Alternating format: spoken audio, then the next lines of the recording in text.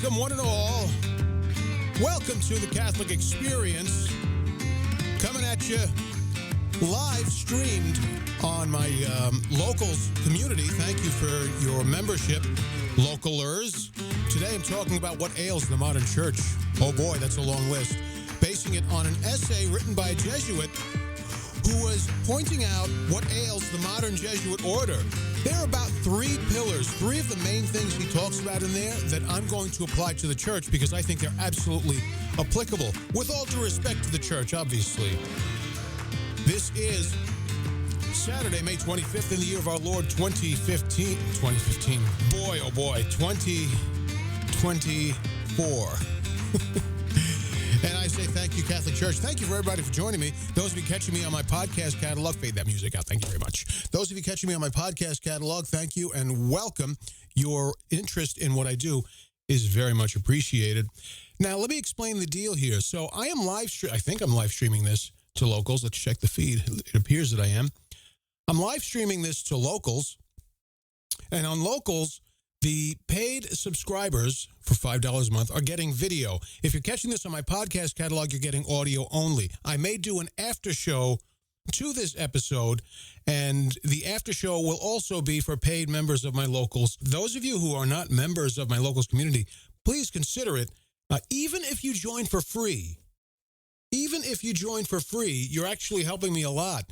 Because I'm trying to get to 50 members. When I get to 50 members, my community gets to the next, it levels up. Locals will level up my community and give me some extra benefits and privileges. I can give away subscriptions, or I can do discounts. I get a larger upload limit, because right now my upload limit is quite low. I barely uploaded anything, and I already reached my upload limit on locals. So it's not like I'm getting some bonus out of it. I'm just getting more functionality so I can make the community better. Even if you're a free member, you're helping me get to that 50. It's a very meager and humble goal. I just want 50 members. Right now, I think I have 23. So if you're not already doing so, please consider joining me on Locals. Ooh, wrong camera. Please consider joining me on Locals.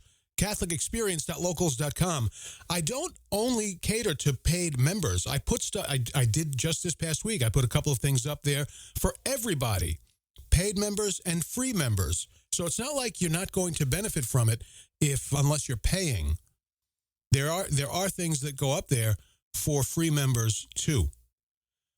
But you would help me considerably if you consider a paid membership. It's just $5 a month. The coffee you bought today costs less than that.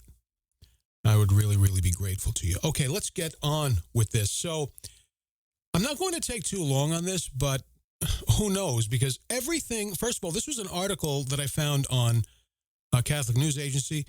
And if you're getting the video, I'm going to show you the article as well so that you'll be able to read it as I read and respond and react to it. What was interesting about this article was, to me, it was so applicable to the entire church. Everything that priest pointed out, the priest who wrote not the article, but the priest who wrote the essay, which the article is talking about, everything the priest pointed out, a Jesuit priest, was so applicable. First of all, totally necessary that somebody points this out. Totally necessary that somebody points this out. And I think it doesn't only apply to the Jesuits. He points out some things that I think ail the entire church. So we're going to talk about that right now. First, I got to say, if you're not following me on Twitter or Facebook, I have blown up on Facebook a little bit. I think I said this in a past episode. I don't know what I've done, but I've blown up on on Facebook. If you're not following me on socials, please consider it. At For the Queen BVM on X and at Catholic Adventurer on Facebook. And of course, this is the CatholicLocals.com if you want to follow me there. I really, really hope you do. CatholicExperience.locals.com. Okay, let's get rocking and rolling.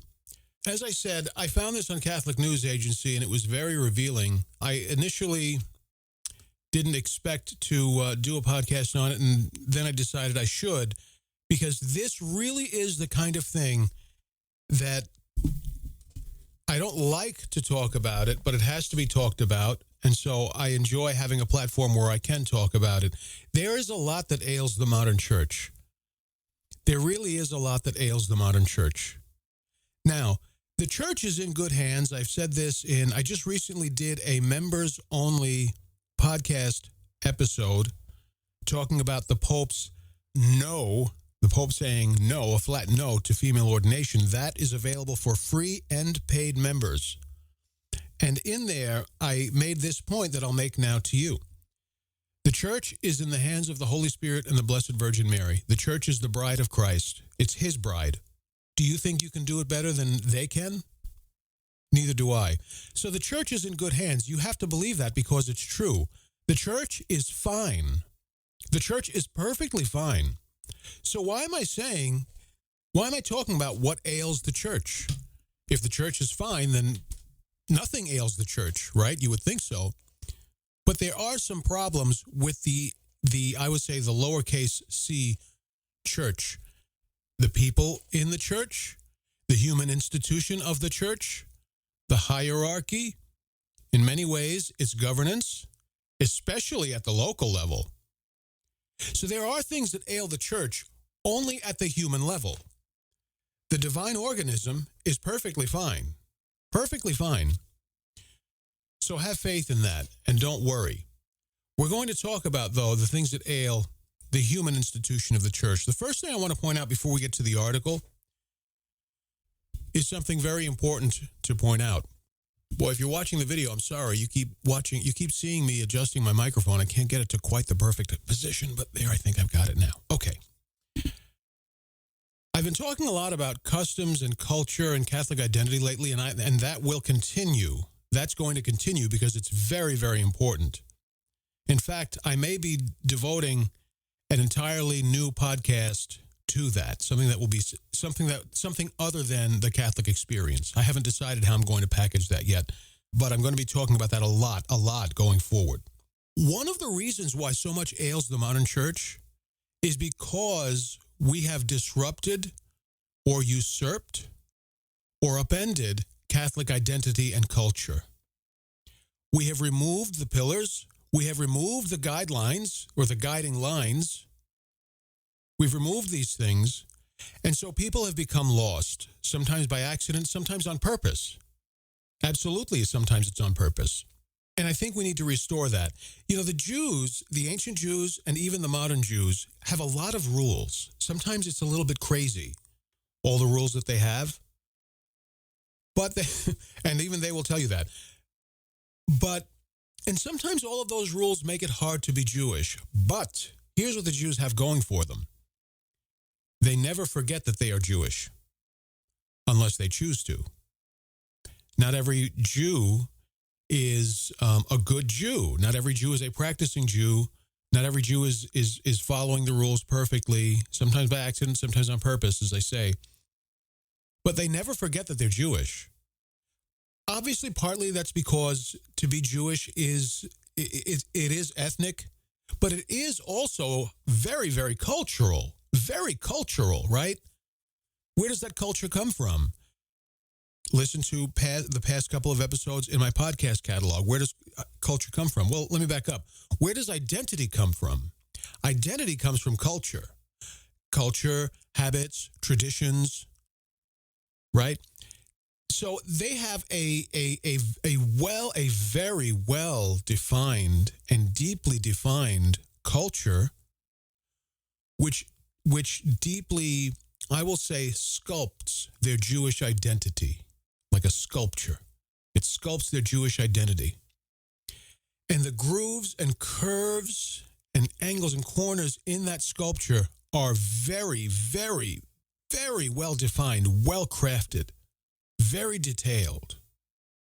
Doesn't happen overnight. It happens over a lifetime or over generations. So it's hard to forget that you're Jewish when you have such a deeply rooted Jewish identity informed by Jewish culture, habits, traditions, and so on.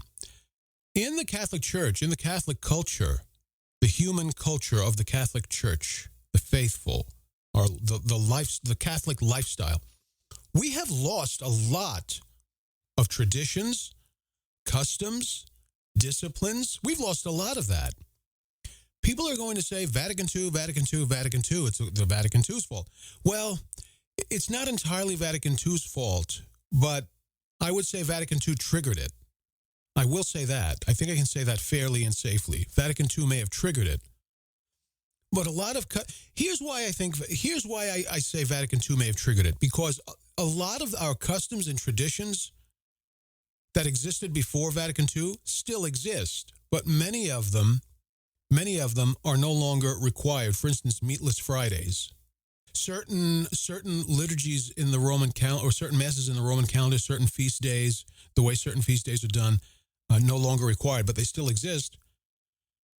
For instance, 2 of the parishes I have access to, in one of them, it's always a Novus Ordo Mass, but with the way they do the calendar and certain things, you would think it's pre-Vatican II, because all of the old school masses are in there. And then in the other of the 2 parishes that I have access to, not so much. It's a good parish. It's a solid parish, but not so much. It's pretty much a basic post-Vatican II parish. You see? But they're both good parishes, and it's both the same Catholic Church. But one institutes a lot of the traditional things of the Catholic Church, things which faded away rather abruptly after Vatican II. They still exist, but they're no longer required or compelled or encouraged, whatever, right? But a lot of what ails the church, going back to my original point, a lot of what ails the church is so largely, not entirely, but largely because we have lost Catholic culture, because we have liquidated Catholic traditions, not capital T tradition, lowercase t traditions, little traditions, little customs, like, going back to that example, meatless Fridays, certain prayer regimens, things like that. I mean, how many ordinary, average Catholic families, for instance, say grace before meals? You don't have to say grace before meals. You ought to, but you don't have to. It's not canon. So how many people do it? Very few. I know a couple of good Catholic families. I think only one of them says grace before meals. So we've lost things like that. We've lost an understanding of the importance of things like that, because it's not because of Vatican II, but we see it manifested mostly post-Vatican II. People have lost the sense of seriousness pertaining to God, faith, and their religion. People have lost the sense of seriousness. I blame the church for that. It's not only the church. The people participate in it. Sometimes the people or individual persons or groups of persons are responsible for it. But really, the church has to be the first to toe the line and to correct courses that are incorrect or wrong. The church has to correct the course of others if they're wrong. And frankly, if a parish does not take the sanctuary seriously, neither will the parishioners. If the church staff or the pastoral staff, the pastor himself and the associate, if the people are seeing parish staff and faculty just meandering around the sanctuary because they're setting up plants and flowers, nobody bows, people are talking in their talking voice, ha, ha, ha, ha, yeah, I think the bishop went to that mass, ha, ha, ha. I don't know, I'm making that up. But if they're not treating the sanctuary like it's a holy place, the people won't either. And then they won't treat the church like it's a holy place, which you're seeing now. Right? Gabbing before Mass. Chewing gum or eating or bringing lattes. Bringing lattes to Mass with them. Okay. Well, that's a person's choice to do that, and they are wrong.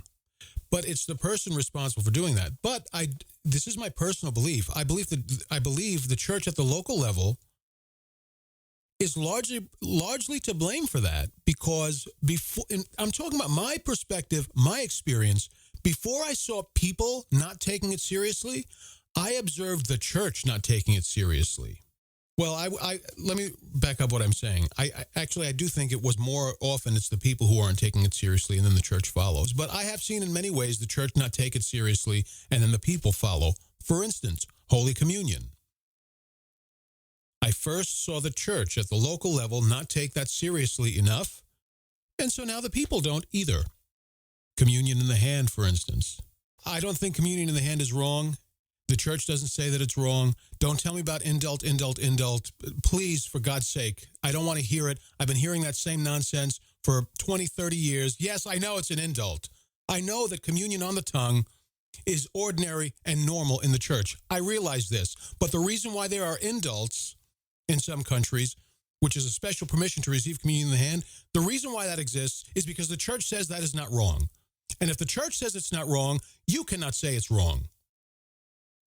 My friends, don't be holier than the church. It's mad tacky. Don't try to be holier than the church. You will lose. So just don't try. So I'm not saying communion in the hand is wrong, but I do believe it has a tendency to degrade a person's perception of the greatness, glory, and tremendous holiness of that moment and of the Eucharistic Lord.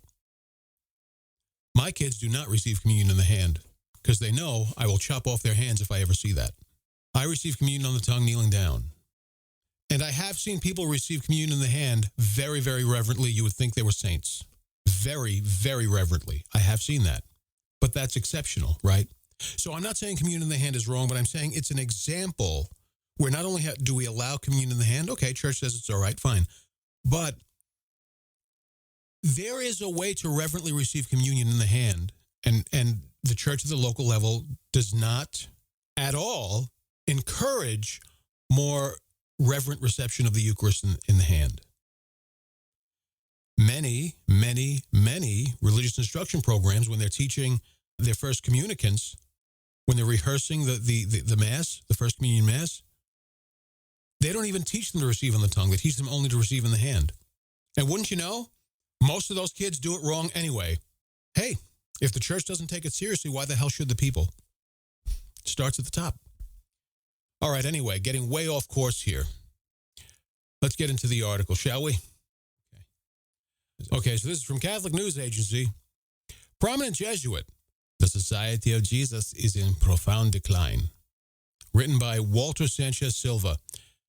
Father Julio Fernandez, I don't know how to pronounce that name. I think it's Techera, a Jesuit priest and rector of the Catholic University of Uruguay, has written a widely circulated critical essay about the Society of Jesus, warning that the order founded by St. Ignatius is in, quote, deep decline.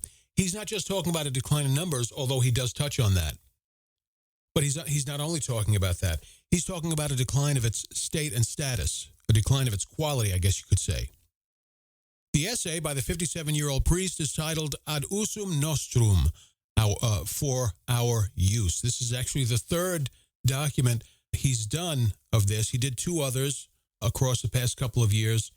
This one was published in April. The first thing he points out is the recent sex abuse scandals. Now, I'm going to touch on these pillars. I'm not going to spend equal time on them because some, to me, are more important than others, okay? The society is experiencing, this is from the article, the society is experiencing very worrying situations that seem not to have been addressed in the congregation of procurators and that do not appear clearly and are not taken up in the De Statu report. In the report, and I'm going to leave a link to this in these episodes, the description, by the way. To give examples, in December of 2022, we learned about what an Italian Jesuit called the Rupnik tsunami, Fernandez noted. Marco Rupnik is a priest who was expelled from the Society of Jesus in 2023, accused since 2018 of having committed serious sexual, spiritual, and psychological abuses against at least 20 women in the Loyola community that he co-founded in Slovenia. That whole drama is just still continues to be unbelievable to me. Why is he still being referred to as a Jesuit and a Vatican consultant? Why? What is that? And now Father Rupnik is incarnated in another diocese somewhere in Eastern Europe. Why would any bishop accept this priest? I did an episode on that. I don't remember where. I don't remember if it was a special episode on YouTube or if it was in my podcast catalog or what, covering that exact situation, his being reincarnated in another diocese. Let me move on. By the way, if you're catching this on Locals, I just remembered I have a half-hour limit to my live stream on Locals. I will continue to do the show. I'm continuing to record it. I'll have a full video available to upload someday when my upload limit is increased. But if you're catching this live on Locals, the feed may cut off at some point, but just tomorrow or the next day, go to my podcast catalog or wait for the announcement on Locals, and you'll see the full episode available for you there. Okay, so he was incarnated in another diocese. I really don't know why. I don't know. What does it take for a bishop to say, I don't want him here? 20 alleged victims is not enough?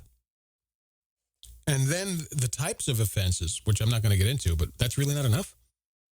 You needed more than that to have a clue? Okay. State of the modern church. That's my point. Let's get back to the article. Fernandez then referred to the scandal of sexual abuse against minors committed by some Jesuits in Bolivia and the alleged cover-up by several provincials who were accused by the prosecutor's office of that country. We have had to find out about everything through the press, and we have not received a single statement or a letter from the General Curia explaining what happened or to ask for prayers for the province of Bolivia. Let me break away from the article and talk about this. There's a reason why I wanted to include that. There's declining numbers in the pews, declining numbers in Catholic schools, declining numbers in seminaries. Yes. Oh, you know what it is? It's COVID. No, it's not. You know what it is? It's the priest-sex scandal. No, it's not. That's an excuse. And anyone, listen, some people just strongly suspect that, and that's fine. But also people in the church will say it's COVID. COVID had a negative impact, yes. And they will also say the sex abuse crisis.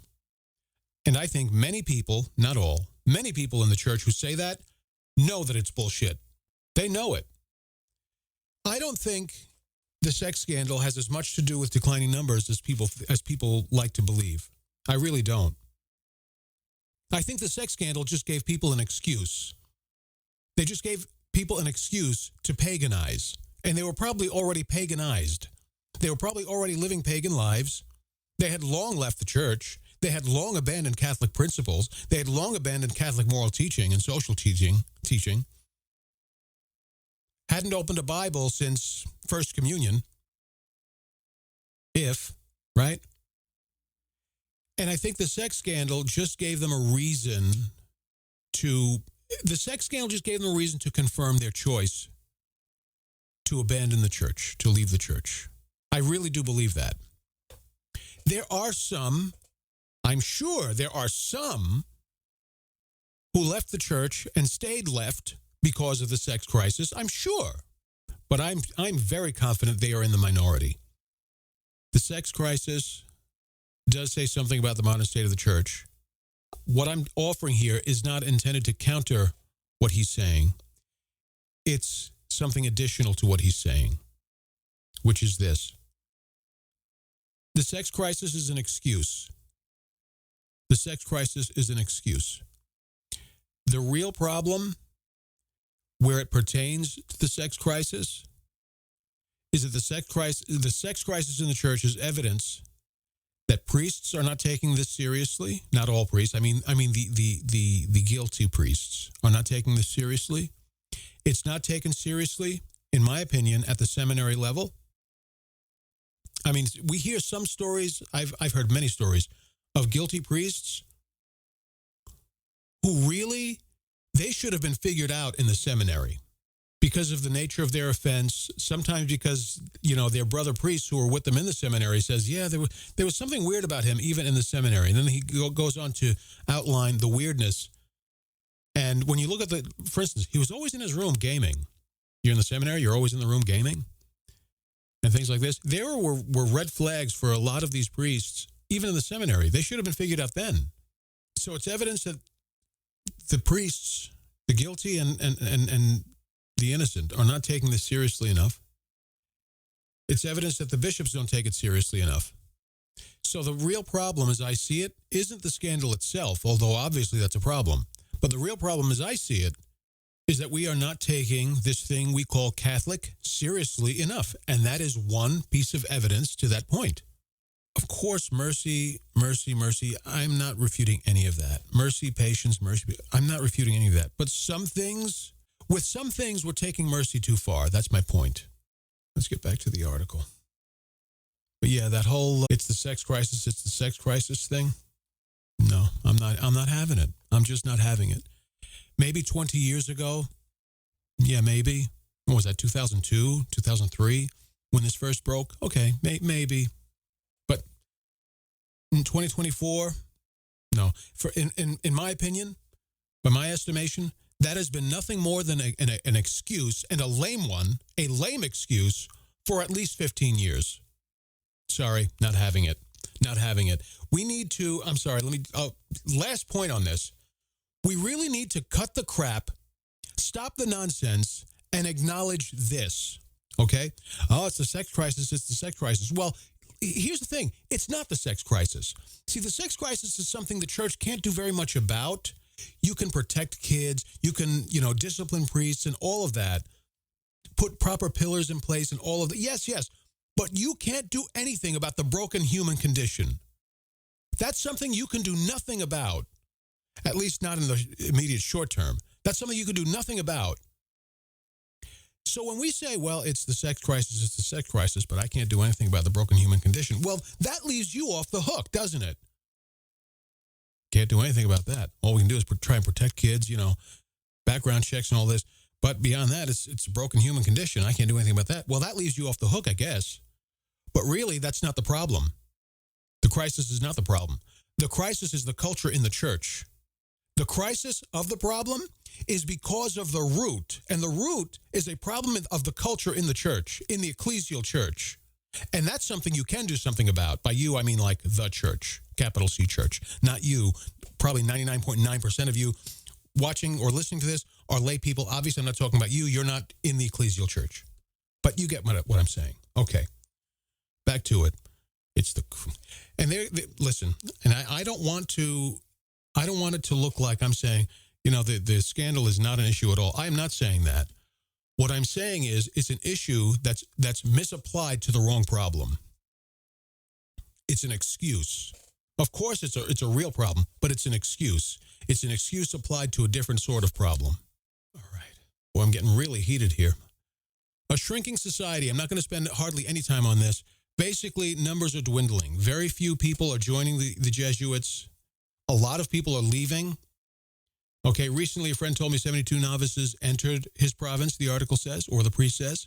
72 entered the province in the last 10 years. In the same period, 71 left. So those numbers equal out, right? And another example he gives is 314 novices entered the society. I think he meant globally in 2023. 314 entered, 319 died. So they're dwindling numbers, right? The priest also noted that there are currently almost 14,000 Jesuits and lamented that in a few years, the society will have disappeared from several European countries and will become insignificant in others in Europe, America, and Oceania. The only growth is in Africa. Not a surprise. The only growth of anything is in Africa. The rest of the church ought to take the hint. The only growth is in Africa. In 2013, there were more than 17,000 Jesuits, which means that in just over 10 years, the Society of Jesus has decreased by more than 3,000 members. Now, this is a trend that we are seeing every place else, right? We're seeing religious orders shrinking and going away. Ordinarily, that trend is, there are exceptions, but ordinarily, it's the more liberal, more progressive orders that are dwindling and dying. And it's usually the more conservative orders that are growing and are strong. So we are seeing that throughout the church. Again, take the hint. Look at the orders that are shrinking. Try to imagine why that must be happening. Look to the patterns and try to imagine why are these orders shrinking? What do they all have in common? Okay, so the Jesuit order is shrinking. Enough said about that. This is the one I really wanted to hit hard. This next point, Jesuits currently more akin to a progressive NGO. According to Fernandez, the vision of the General Report on the Society of Jesus, quote, could perfectly be the view of the world of a secular think tank with ties to a left-wing political party or progressive NGO. NGOs are non-governmental organizations, for those who don't know. One does not, for this continues the quote, one does not find in that evaluation any of the supernatural or transcendent outlook that would be expected from a religious, apostolic, and priestly order. Let me touch on that. One does not find in the evaluation any of the supernatural or transcendent outlook. Let me tell you a quick story. I'm not going to give much detail. I was once at the website for a diocese's vocations, I guess, department, their vocations director's website, their vocations website. And in this about section, it goes on talking about, we form men to be good citizens and this and that and virtue and that and this. There was not one word about Jesus Christ. My friends, not a single mention, not one, zero, exactly zero. Did the words Jesus Christ appear there? Zero. And this was, it wasn't super long, but it was like 4 paragraphs. Not one mention of Jesus Christ. Not once was the word holy or holiness mentioned, not once. They did have virtue in there. When you looked at this, it looked like they were recruiting men. Frankly, I'll be very honest. It looked like they were recruiting men for a Freemasonry lodge, forming men to be good citizens and crap like that. I'm not saying it was Freemasonic. I'm just saying if you looked at it, it looks like it didn't even look like a conservative social club. It looked like it could have been any social club.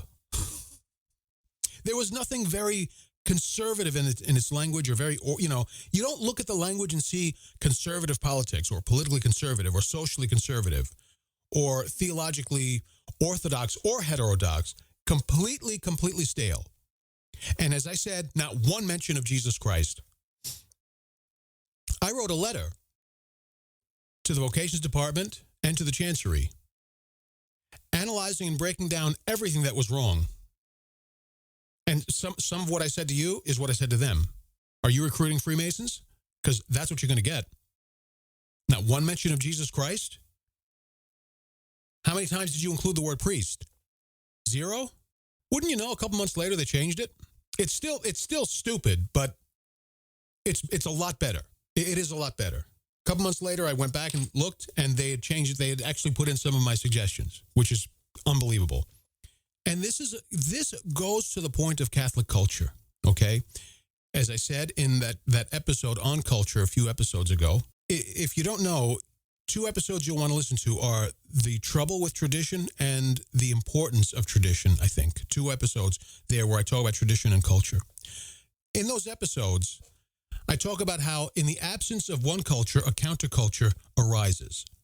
In this case, in the absence of a Catholic culture, a counterculture begins to manifest. What does that look like? A secular culture? Maybe. Freemasonic? Maybe. Satanic? Maybe.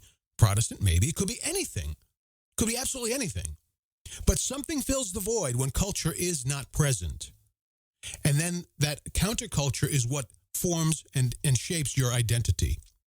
Catholic culture is highly diluted today. And that's everyone's fault. Individuals, parish communities, parishes and pastors, chanceries. That is everybody's fault. I'm not saying a single person or agency is at fault. Catholic culture has become very loose and watery, very diluted. So a counterculture springs up. Now, when Catholics speak, whether they are in clerics or in T-shirt and jeans, when Catholics speak, they sound like secular moralists. They sound like secular moralists. When they're not sounding like secular moralists, they're sounding like secular spiritualists. Very little of what many Catholics say when they speak, very little of it sounds like Catholicism.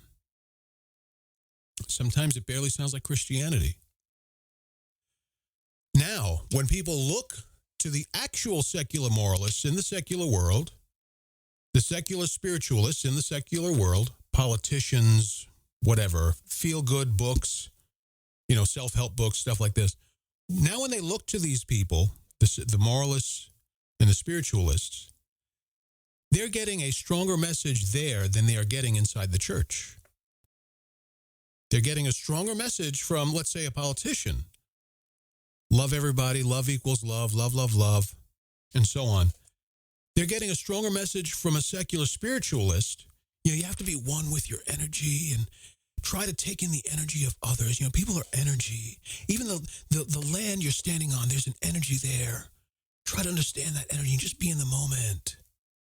It sounds so stupid, and yet it sounds better than what we get from much of the local Catholic Church. When was the last time you were taught about meditation? So what people get from secular moralists and secular spiritualists sounds great, even though it's tremendously stupid. But you know why it sounds great? Because the counterculture has taken root in the absence of a true and genuine Catholic culture. So if people have to decide between the secular moralists, who know nothing but say everything, and the Catholic Church, which knows everything but says nothing, who do you think they're going to choose? You don't have to take my word for it. Look at the pews. Look at the schools. Look at the seminaries. You be the judge. Moving on. What's funny? Those of you who are watching the video, you're now seeing how annoyed I get. You're seeing it on my face, right? How annoyed I get when I talk about certain things, because these things mean a lot to me. All right. I hope it's not disturbing to you. All right, let's get on with it. I'm all over the place here. According to Fernandez, the vision of the general report on the Society of Jesus could be perfectly the view of a secular think tank or a progressive NGO. One does not find in that evaluation any of the supernatural or transcendent outlook that would be expected, for Pete's sake, from a religious apostolic and priestly order. There are many signs in the current life of Jesuit ministries, in the documents that are published, and the guidelines that are given, that give the impression that we are in an NGO and not in a religious order.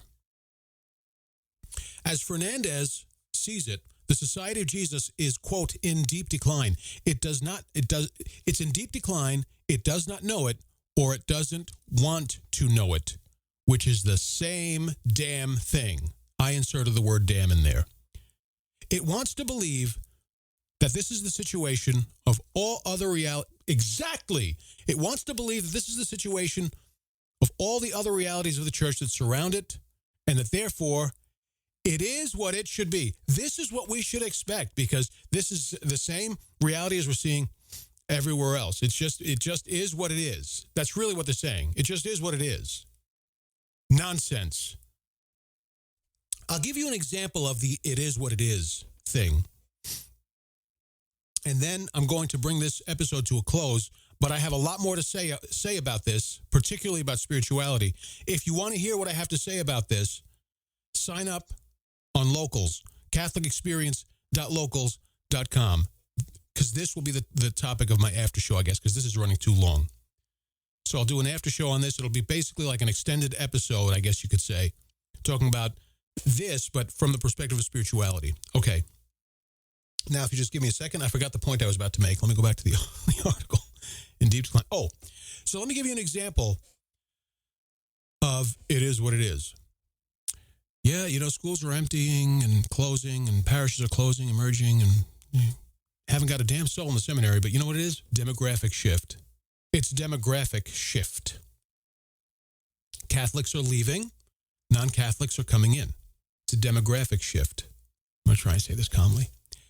If it's a demographic shift, where are those Catholics going? Because there's no explosion of Catholics in neighboring dioceses. For instance, if someone leaves the diocese of, I don't know, Wheeling, West Virginia, right? Mass exodus of Catholics from Wheeling, West Virginia. Well, you would expect that wherever they go, there's going to be an increase. But nowhere are we seeing this. Now, it could be that all of these Catholics are going all over the place, right? So there's only a trickle of an increase in this diocese and that diocese and these other, 4 dioceses. And they all came from the Diocese of Wheeling, West Virginia. That's possible. It is possible. I don't think it's likely. So I don't buy the demographic shift nonsense. Numbers are declining, and this priest mentions a little bit of this too, a little bit of what I'm about to say, but I will say at greater length in the after show. Numbers are declining because the church no longer appears relevant. And it is not because of the sex crisis. So take that out of my face. It is not because of the sex crisis. The church appears irrelevant, unnecessary, and not credible, not because of the sex crisis, but because of its conduct. Conduct proceeding from its identity and identity suffering in the absence of culture. That is why numbers are declining.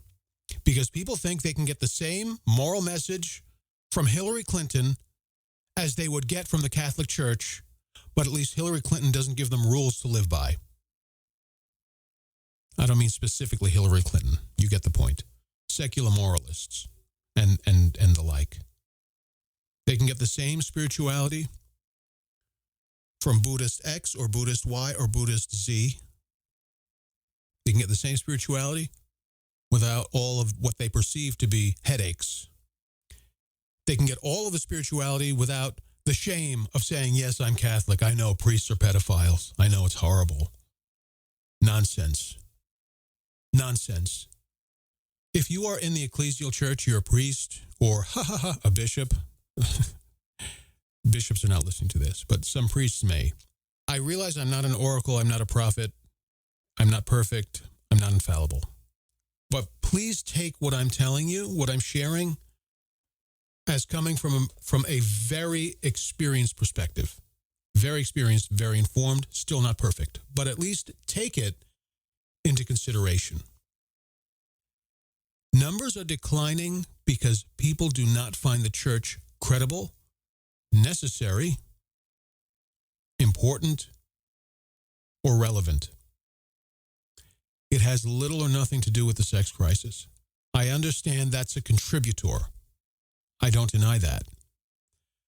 It has little to nothing to do with COVID-19, the lockdowns. I understand that also contributes, not denying that. But what we're seeing today, we have been seeing since before the sex crisis, and we have been seeing before the lockdowns.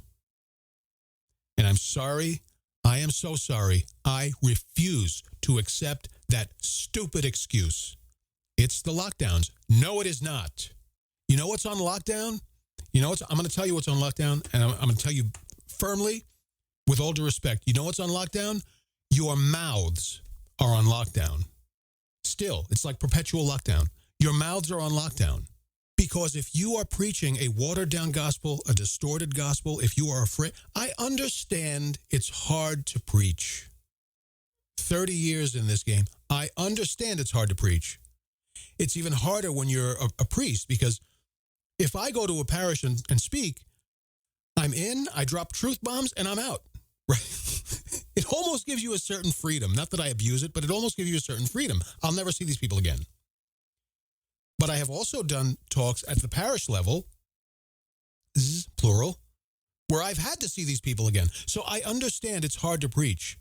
But I got to tell you, you are the voice of the church for most of these people. You are the voice of the church. And if what they're getting from the pulpit is a lack of, I'm not saying it has to be fire and brimstone. What I'm saying is, if it is a lack of clarity, if it is a watered down truth, so watered down that any other truth could be a superior truth as far as the parishioners are concerned, if your mouth is on lockdown and you are the voice of the Catholic Church and the Catholic faith, people will continue to not take the church seriously. And those are people who are in the pews. How much further detached from clarity are people who aren't coming to church? How much further detached from clarity are they? They're not even in the pews at all, even for the one Sunday a week. Anyway, I'm going to talk a lot more about this, but I really have to bring this show to a close. This says, so the live video stream to Locals was in fact cut off after 30 minutes, but I just kept going. But I'm still recording the video locally, so when in a few days my upload limit to Locals resets, maybe I'll upload this video so that people can see the video in its entirety. If you're catching this on my podcast catalog, you're only getting audio, but hey, that ain't so bad. But if you would like to check out the after show, I'm not sure if I'm going to make that available to free members. I'm not sure. Definitely paid members get the after show. Not sure if I'm going to make it available to free members. I might, or maybe I'll make it available to free members for like a limited time. Maybe I'll do that. So for this after show, I will make it available to free members for a limited time, say like a week. And then, it'll be available only for paid members. So if you'd like to get the after show, if you'd like to get other benefits and things, I'm trying to build a community here. I want to do Q&As and live interaction and stuff like that as memberships grow. But for now, at least you're getting content that you'll only get on Locals. CatholicExperience.locals.com. You can become a free member, and that helps me a lot. It helps me a lot more if you become a paid member. But if all you do is join up to become a free member, you're still helping me and you still get some extra content. In particular, I'm going to make this after show available for a limited time, a few days or a week maybe. For a limited time, I'll make this after show available to free and paid members. It's very easy to do. You're going to see in the description somewhere, I have Join Me on Locals. I have a link there to join me on Locals.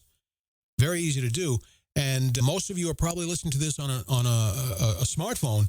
Just go to your app store, Google or Apple. Go to your app store, look for Locals. Download the Locals app, it's not perfect, but I got to say, I was actually surprised how good the Locals app is. I was actually very surprised. It's pretty good.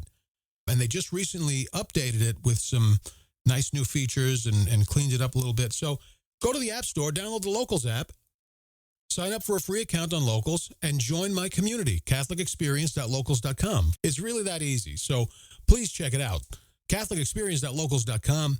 I will be doing the after show because I have a lot more to talk about on this subject. And that'll be made available. It's usually only for subscribers. For paid members at $5 a month. $5 a month is all it is. Usually it's only for paid members.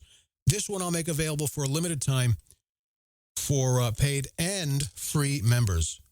CatholicExperience.locals.com. Go get the Locals app, man. Follow me on this truth train. This has been an episode of the Catholic Experience that's so hot. Too hot to handle. Put your phone down, boy. Put your phone down. You can't touch that phone. This episode's too hot. I've been your host, the Catholic Adventurer. Follow me on Facebook follow me on Twitter at @ForTheQueenBVM.